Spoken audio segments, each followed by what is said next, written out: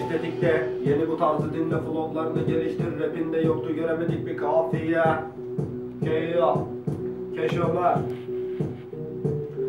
Keşfettik de yeni bu tarzı dinle, flowlarını geliştir, rapinde yoktu göremedik bir kafiye. Gelişmemiş bir toysun, rapte kokan bir boksun. Benim piyasam aynı koçum, saltanattan yoksun. Bugün rapte yoksul, baştakiler Meksiko. Türkçe rapin daniskası, hip hop'tan yoksul. Kafanı kaldırıp bir göder, burada kral biziz, dur. Dalga geçtiğim bir rapçiyim, disimle kıvırdır. Duramadın ki annenin karnında doğdun erken. Bugün burada rap yapanlar 10 yaşında ergen. Çekildi filmim, canlı bombayım, yanaşma. Orada burada boş konuşup gelip burada canımı sıkma. Hey, rapçiyim diye geçiren sen, beslediğin MC'lerin şu an hepsi şokta. Haklısın sen, her bir bokta rapte yeni bir nokta. Bendekiler kafiye ise sizdekiler bok lan.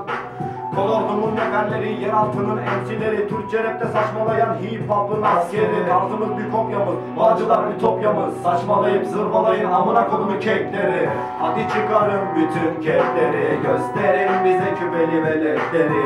Duyunca bizi döner gönderi. Altına sıçtığım kral kimdi, kim kime yaslıyor hiç belli değil. Hayvan gibi getiriyorlar geri, soktum piyasana götüm gibi geri. Çinledikçe beni rapte az geliş. Kıyah!